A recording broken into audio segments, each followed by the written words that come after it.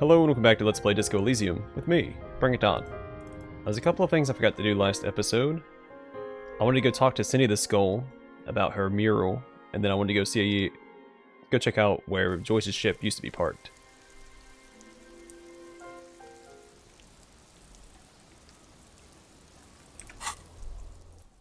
Before she moved to the fishing village. Oops, I didn't do that. Come on guys, let's rock and roll. Then after that, I'll read the last book that we have and see about those board games. And it didn't look like Kim could follow me into my shack, so that might not be a good place to do it, if we can play the board game with him. So maybe we'll get to the whirling in rags instead. Oh, she's not up there. I wonder if she's inside her room.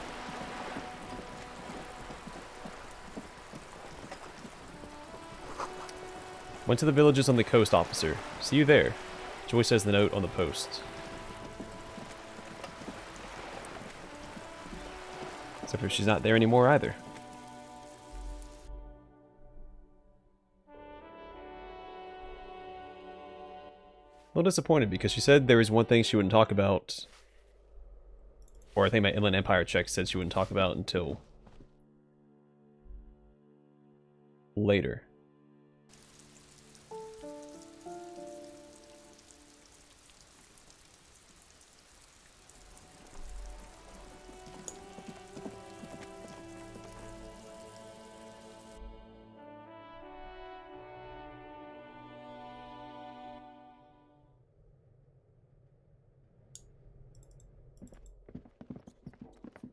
Nope, she's just not here. Look at that, she has a little cat on her pillow. I didn't see that last time.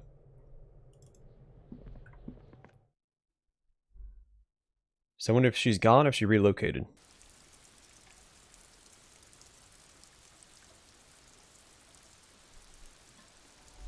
I've been back to most places, so maybe she's just gone.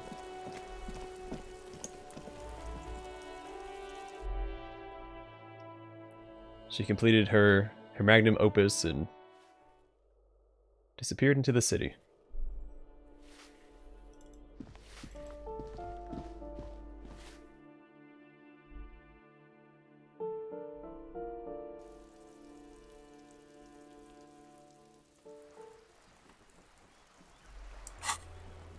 Still can't fast travel there.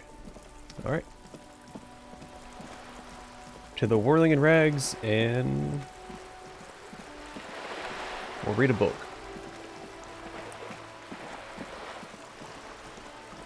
A detective novel, at that.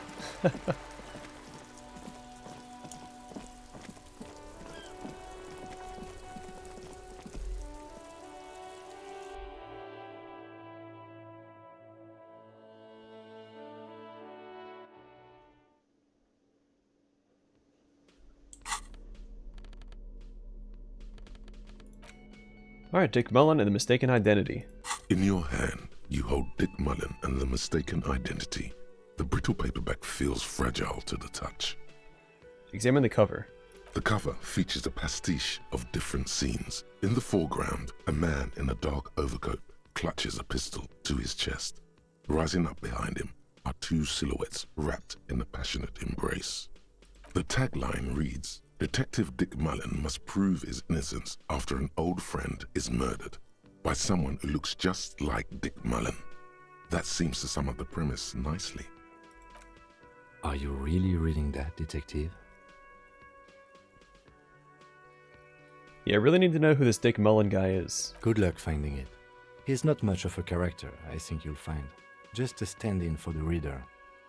The point is for the reader to feel like they're solving the crime, along with Dick Mullen. A crude narrative convention, but no less effective for it.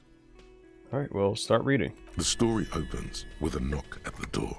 Detective Dick Mullen is greeted by an old friend, Charlie Spillane, who's come to Mullen to ask a favor on this dark and cold night.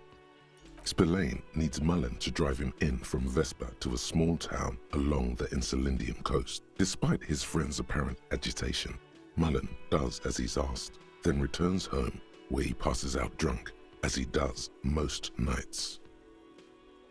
Keep reading. 2 days later, Mullen is arrested by the Vesper police and charged with the murder of Charlie Spillane.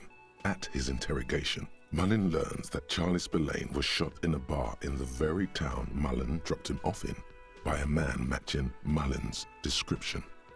Desperate to clear his name, Mullen manages to convince the Vesper police to release him for 3 days so that Mullen may solve his friend's murder and prove his innocence.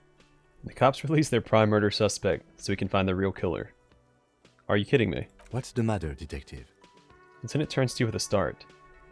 I don't know who's writing this crap, but I get the feeling they aren't experts on homicide investigations. The lieutenant shrugs, resigned to the idea that his profession will rarely, if ever, be accurately represented in art and literature. Okay, so Mullen didn't do it. Of course, Mullen didn't do it. That's the whole premise of the book. Anyway, Mullen returns to the seaside bar where Spillane was murdered and meets a beautiful, mysterious woman named Diana Deneva. Nice, a dame. And not just any dame. She's truly one in a million, a knockout whose mind is as dangerous as her curves. But she's got a secret. Man, who doesn't? Secrets are the currency of human relations. Your secrets are unknown even unto you. So does that make you a rich man or a beggar? Well, now it's getting interesting. Deneuve reveals that she was Spillane's lover and that he was mixed up with a local amphetamine smuggling operation.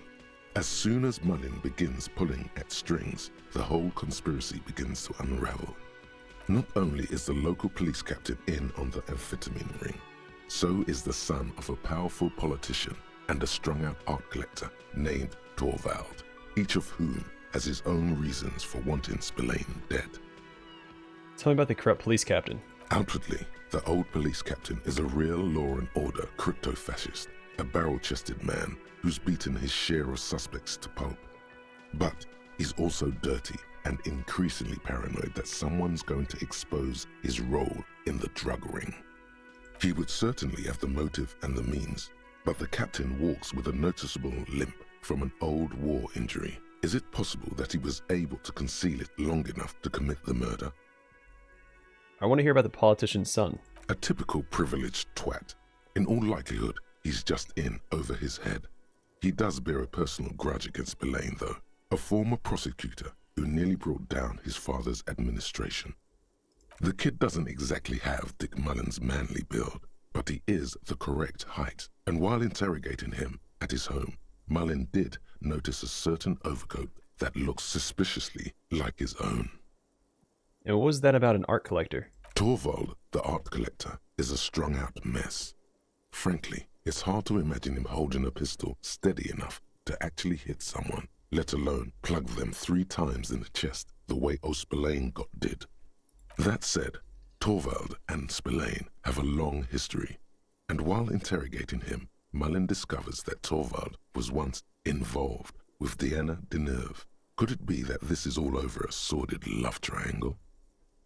Okay, let's get on with the story. One evening, Diana Deneuve comes to Mullen's hostel room in tears. The two of them drink half a bottle of vodka, and soon they're seeking comfort in each other's arms. Yes, comfort and pleasure. The warmth of another human's touch. The burning taste of liquor on her full, sweet lips. Yeah, nice. Get it, Mullen. As the two lovers share a post-coital cigarette, Diana Deneuve turns to Mullen and says, "By the way, Dick, there was something else I meant to tell you. I love you." Always aim for the center of mass. Whatever it is, Mullen never hears the words. A blow to the base of his skull knocks him out cold instantly. Can't trust a dame. Shake your head. Who can you trust in this wicked, messed up world? Your partner. Look at Kim. The lieutenant gives you a quizzical expression in return. You go back to the story. When Mullen comes to, Deneuve is dead on the hostel bed next to him. To make matters worse, his clothes are covered with her blood. Double crap. Mullen trashes his blood-stained clothes and flees the hostel. knowing it's only a matter of hours before the cops discover Deneuve's body, if they haven't been tipped off already. The heat is on. If Dick Mullen can't solve both murders before the cops catch up to him, he's going away for life. Can you solve the case before the cops close in? Wait, I've got some questions first. What is it, Detective? Why does everyone around or close to Dick Mullen wind up dead? It's a dangerous line of work, but somebody has to do it. That's why Dick Mullen never lets anyone get too close. Why did Dick Mullen become a detective in the first place? There was never a time when he wasn't a detective. He was born a detective. Was I not born to be a detective? For a moment, you cease to read the story on the page and see the book for what it is. A collection of brittle, cheaply printed pages held together by glue made from the hooves of horses. From nowhere, you hear the screech of sneakers on a waxed floor, and you feel the burn of rope against your hands. Are these figments of some other life? You won't find the answers you're looking for here, in other words. Why bother solving crimes when the world is so evil? Is it really so evil, Detective? Okay, maybe not. There are parts worth saving. Like what? Friends and family. Do you even have those? I've got Kim. Just make sure you don't lose him. You'll not find another like him. But then, what does this book know? It's just a poorly made piece of pulp garbage made to be consumed and discarded. I don't have any more questions. I figured it all out. So, who did it, Detective? Who killed Charlie Spillane and Deanna Deneuve? I'm going to assume that it's all of them if they're all in on the same drug circle. And they all have different motives for getting involved in the first place.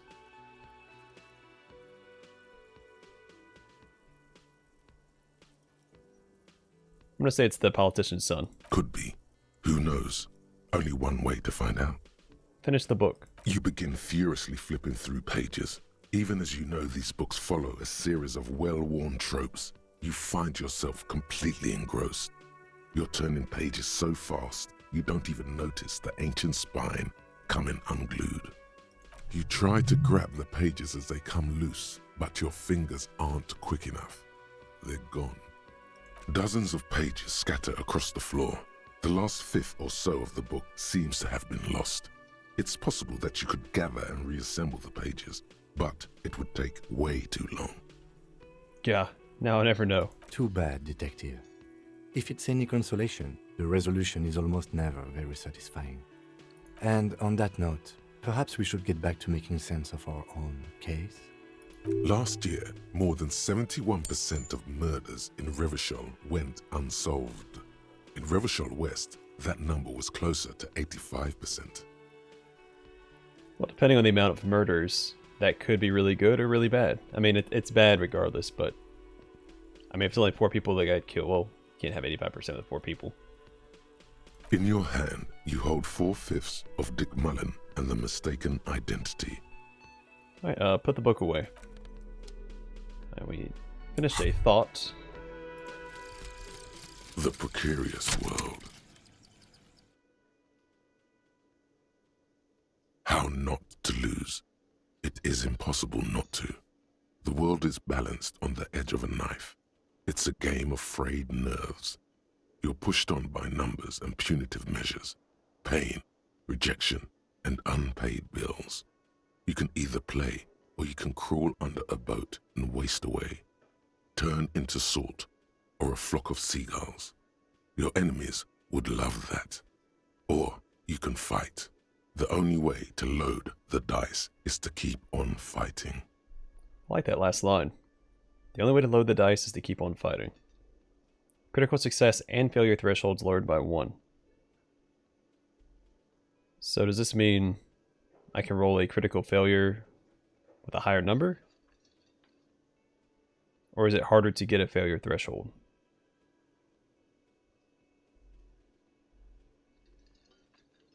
Or I guess, is it harder to get a critical failure?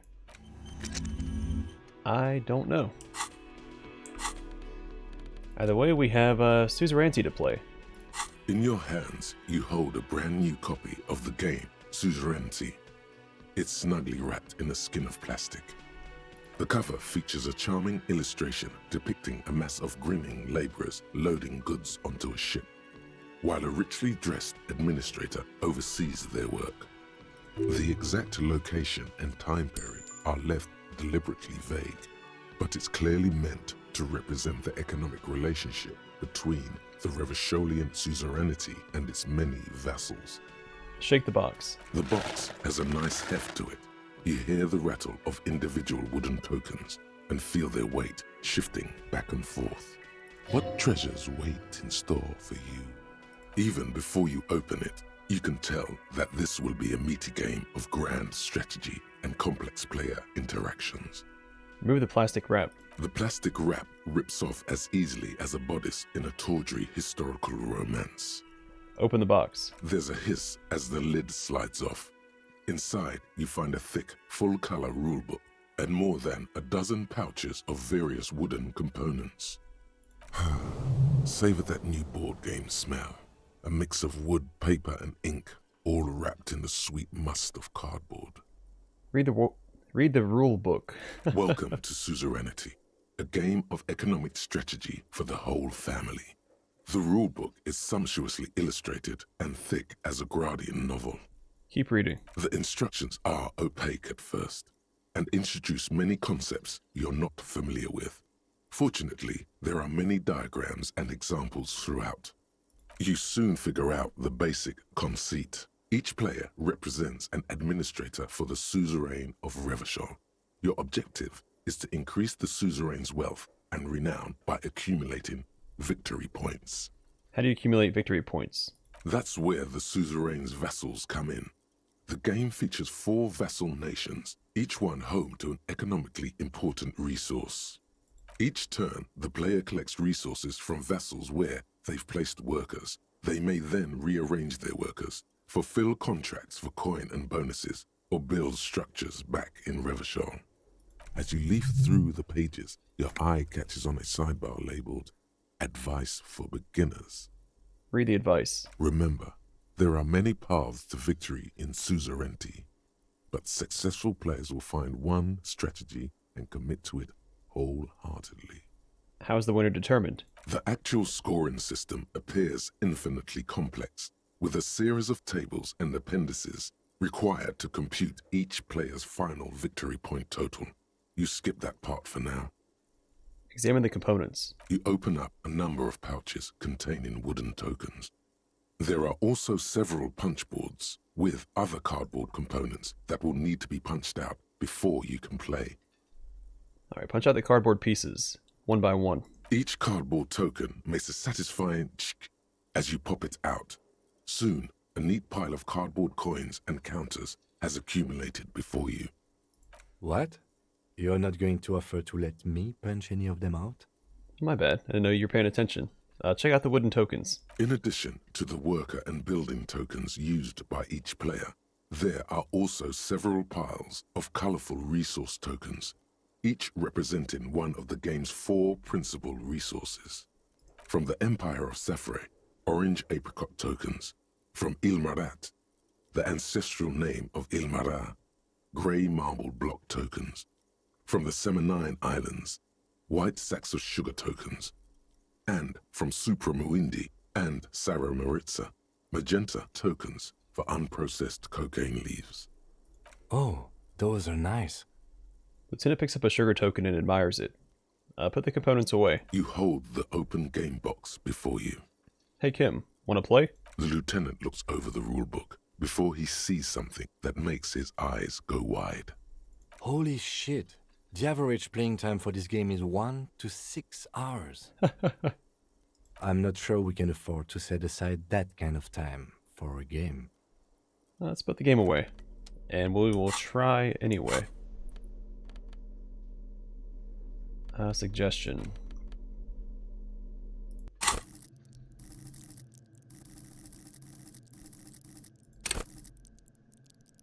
So -1 from thoughts. I might have some clothes that I can put on to boost it anyway. Where's it at?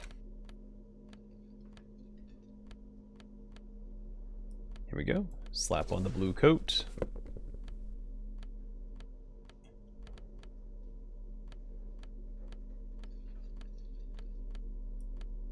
Let's wear this instead. It looks a little better.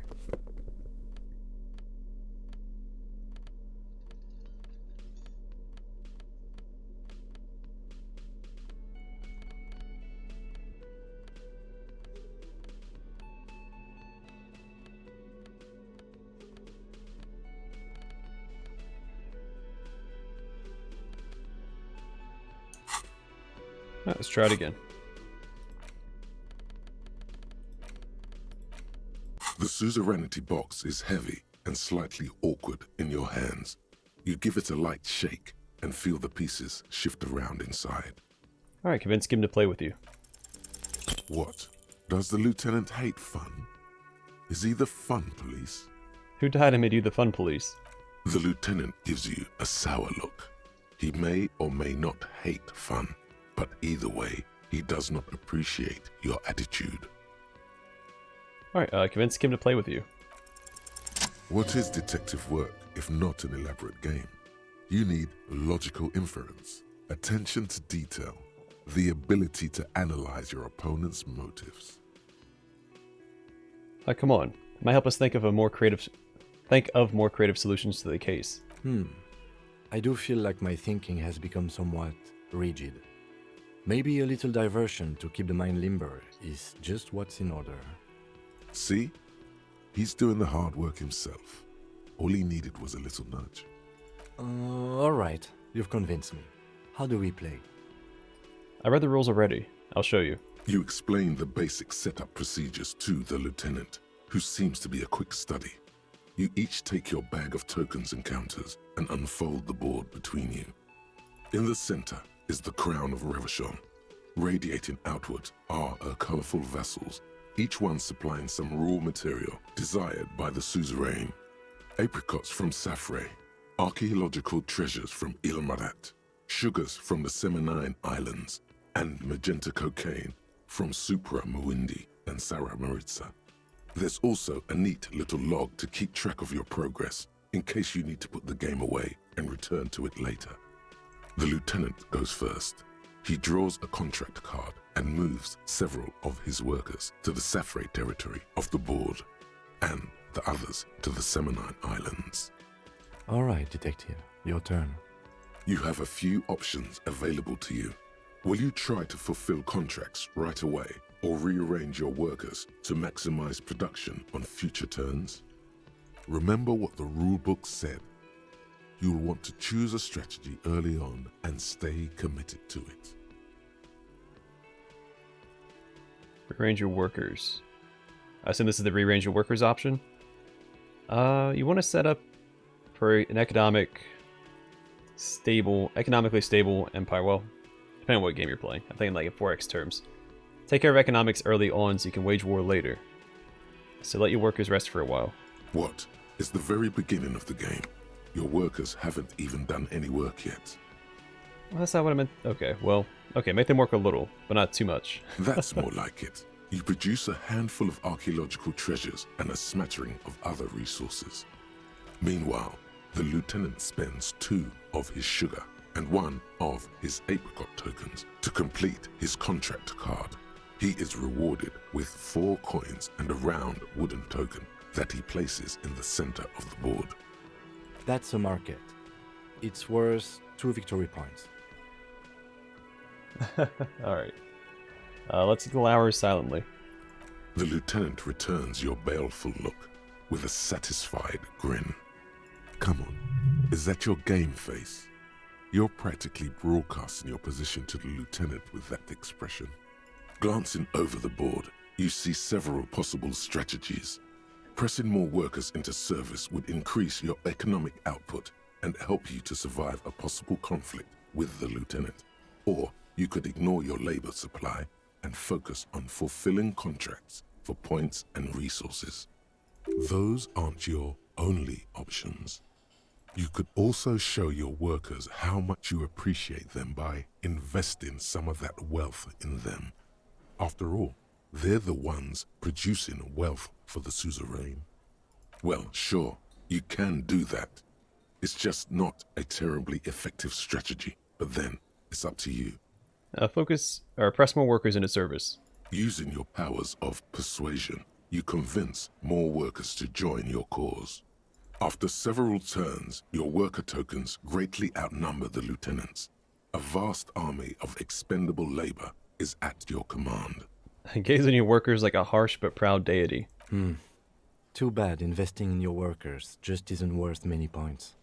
What do you mean? Take a look at the scoring tables in the back. Lieutenant turns to one of those appendices you skipped over earlier. You see in Table 8C that investing in territorial infrastructure multiplies your final victory point total by 1, which is to say not at all. Whereas erecting monuments in Revachol gives you a multiplier of 5. So you're saying I should treat my workers like disposable labor instead? Yes, precisely. Now it's the lieutenant's turn to respond. He moves aggressively onto the Safre territory.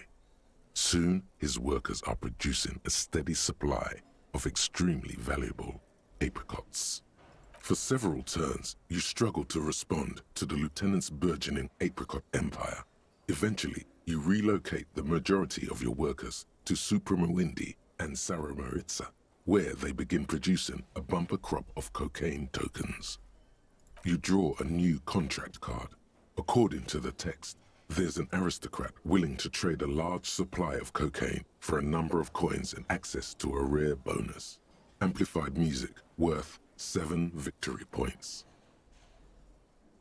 You know, this isn't unlike the situation the historical Revacholian suzerainty faced in Safre in the middle of the last century.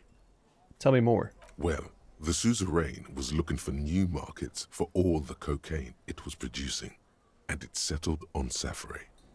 By introducing cocaine into Safre under exclusive contract, the suzerain created an extremely valuable captive market for an extremely addictive product. What does that have to do with the game? If you could somehow get the lieutenant's workers addicted to your cocaine, you could not only make them less productive, you would also force the lieutenant to pay you for your cocaine tokens each turn. Can you even do that? Yes, you can. It's right there in the rules. You've reached a critical strategic juncture. How do you respond to the lieutenant's aggression? Sorry, Kim. You're not going to like this. Introduce the lieutenant's workers to cocaine. Lieutenant's face goes stony as you take your turn. He does not appreciate you getting all his workers addicted to cocaine. With each passing turn, you slowly bleed the lieutenant of coins as his own workers become less productive and more dependent on your magenta cocaine tokens.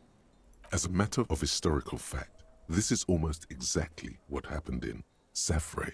To this day, fully half of the former Safre Empire remains dependent on international aid in exchange for a steady supply of cheap produce.